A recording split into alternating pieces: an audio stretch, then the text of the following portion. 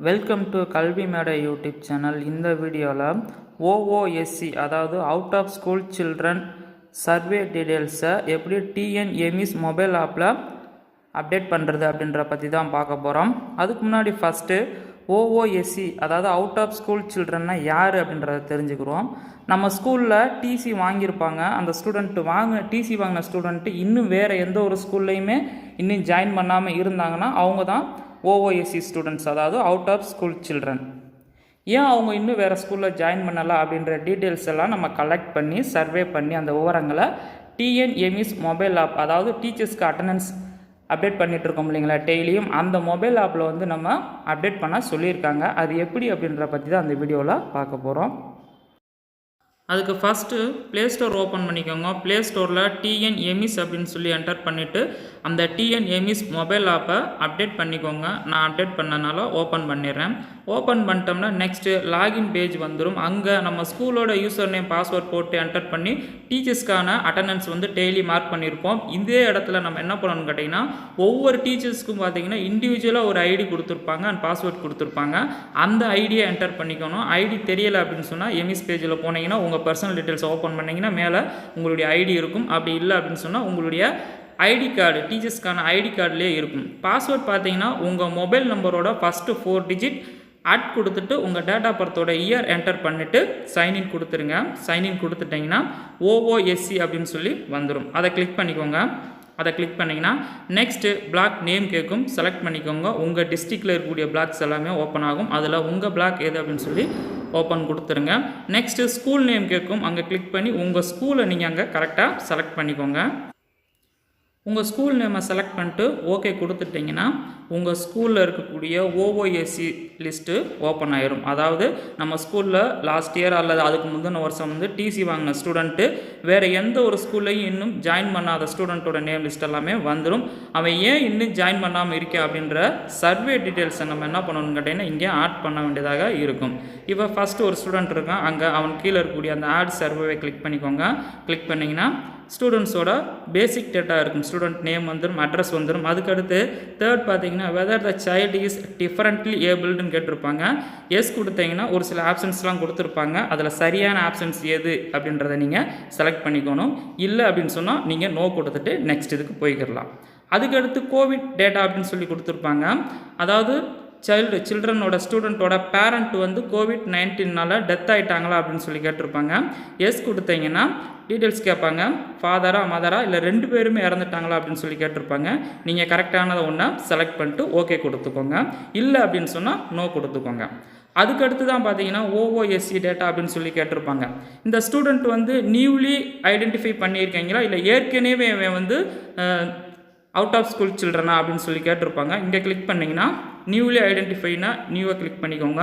இல்லை ஏற்கனவே வந்து பார்த்தீங்கன்னா இவன் வந்து ட்ராப் அவுட் ஸ்டூடெண்ட்டு தான், ஸ்கூல் போகாமல் தான் இருந்தானா எக்ஸிஸ்டிங்கை கொடுத்துக்கோங்க. இல்லை அப்படின்னு சொன்னால் நன் கொடுத்துட்டு ஓகே கொடுத்துக்கோங்க.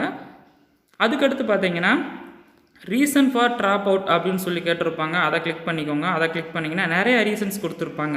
அவனுக்கு வந்து இன்ட்ரெஸ்ட் இல்லை டீச்சர்ஸ் ப்ராப்ளம்ஸ், அது லேக் ஆஃப் அவேர்னஸ், அவனுக்கு வந்து விழிப்புணர்வு இல்லை அப்படின்னு சொல்லி குழந்தைய பார்த்துக்கிறதுக்காக அப்படின்னு சொல்லி நிறைய ரீசன்ஸ் கொடுத்துருப்பாங்க.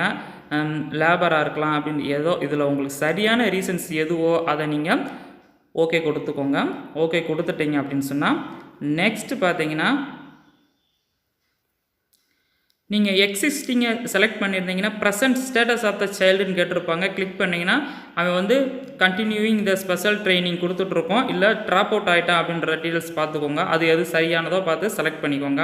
அதுக்கடுத்து பார்த்தீங்கன்னா migration status of the student அப்படின்னு சொல்லி கேட்டிருப்பாங்க.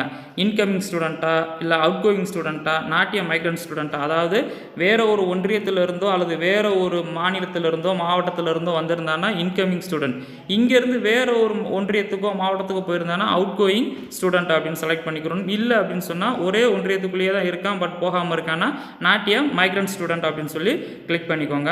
அதுக்கடுத்து பார்த்தீங்கன்னா if the child is a child labour அப்படின்னு சொல்லி கேட்டிருப்பாங்க. செலக்ட் பண்ணிங்கன்னா 2 ஆப்ஷன்ஸ் இருக்கும். ஏர்னிங் கம்பல்சன், அதாவது அவன் சம்பாரிச்சு தான் ஃபேமிலி ரன் பண்ணுற மாதிரி இருந்துச்சுன்னா ஏர்னிங் கம்பல்சன். அதுக்கடுத்து பார்த்தீங்கன்னா டொமஸ்டிக் லேபர்னு இருக்கும். அதாவது அவங்க அப்பா ஒரு தொழில் பண்ணிட்டு இருப்பார், அதே தொழிலை செய்ய போயிட்டா அப்படின்னு சொன்னால் டொமஸ்டிக் லேபர். இதில் எது கரெக்டானதுன்னு பார்த்து நீங்கள் ஓகே கொடுத்துக்கோங்க. அதுக்கடுத்து CWSN அப்படின்னு சொல்லி கொடுத்துருப்பாங்க. அதாவது குழந்தை பிறந்து ஒரு 5 வருஷத்தில் பார்த்தீங்கன்னு சொன்னால் அவனுக்கு ஒரு சில ப்ராப்ளம்ஸ்லாம் இருந்திருக்கும். தவக்கிறதுல தலை நிற்காமல் இருந்திருக்கலாம், கழுத்து நிற்காமல் இருக்கலாம், அந்த மாதிரி ஒரு சில ப்ராப்ளம்ஸ்லாம் இருக்கும். எஸ் கொடுத்துட்டிங்கன்னா இந்த ஆப்ஷன்ஸ்க்கு எல்லாமே ஒரே எஸ் கொடுத்துட்டிங்கன்னா நீங்கள் நெக்ஸ்ட் ஸ்டெப் போயிடலாம். இல்லை நோ கொடுத்தீங்கன்னா ஒவ்வொன்றும் தனியாக இண்டிவிஜுவலாக ஃபில் பண்ண வேண்டியதாக இருக்கும். உட்கார்றதுல ப்ராப்ளமா அப்படின்னு சொல்லி கேட்டிருப்பாங்க, எஸ்ஸா நோவான்னு பார்த்துக்கோங்க. பேசுகிறதுல லேட்டாக பேசினானா அப்படின்னு சொல்லி கேட்டிருப்பாங்க. அதுக்கடுத்து வாக் பண்ணுறது நடக்கிறதுல அப்படின்னு சொல்லி ஒரு சில ரீசன்ஸ்லாம் கொடுத்துருப்பாங்க. அது சரியானது பார்த்து எஸ் ஆர் நோவை செலக்ட் பண்ணிக்கோங்க. செலக்ட் பண்ணிட்டீங்கன்னா அதுக்கடுத்து பார்த்தீங்கன்னா கீழே present status of the child அப்படின்னு சொல்லி வந்திருக்கும். கிளிக் பண்ணிங்கன்னா அந்த ஸ்டூடெண்ட் வந்து இப்போ எங்கே படிச்சுட்ருக்கான் அப்படின்ற மாதிரி கேட்டுட்ருப்பாங்க. இப்போ நீங்கள் அதை செலக்ட் பண்ணிக்கோங்க. செலக்ட் பண்ணிக்கிட்டு அதுக்கடுத்து பார்த்தீங்கன்னா name of the school where the child is enrolled after identification. அவனை நீங்கள் கண்டுபிடிச்சதுக்கப்புறமா அவன் வேறு இப்போ எந்த ஸ்கூலில் படிச்சுட்ருக்கான் அப்படின்னு சொல்லி கேட்கும். நீங்கள் அங்கே ஒரு பிளாக்கை செலக்ட் பண்ணிவிட்டு திரும்ப அந்த பிளாக்கில் இருக்கக்கூடிய ஸ்கூலோட நேம்லாம் வரும். இப்போ அந்த ஸ்டூடெண்ட் வந்து யாராவது ஸ்கூலில் ஸ்டடி பண்ணிகிட்ருக்கானா அப்படின்னு சொல்லி கேட்டுட்ருப்பாங்க. அங்கே எந்த ஸ்கூல் அப்படின்னு சொல்லி நீங்கள் ஓகே கொடுத்துக்கோங்க. அதுக்கடுத்து பார்த்தீங்கன்னா அந்த ஸ்கூலோட டைஸ் நம்பர், அதாவது இப்போ ப்ரெசென்ட்டில், அதாவது போன வருஷம் வரைக்கும் அவன் வந்து அவுட் கோயிங் சில்ட்ரனாக இருந்திருப்பான். இப்போ நீங்கள் கண்டுபிடிச்சதுக்கப்புறமா இல்லை ரீசெண்டாக வந்து அவன் போய் ஸ்கூலில் ஜாயின் பண்ணிட்டானா அந்த டீட்டெயில்ஸ் இங்கே என்டர் பண்ணணும். அந்த ஸ்கூலோட டைஸ் நம்பர் இங்கே என்டர் பண்ணிக்கோங்க.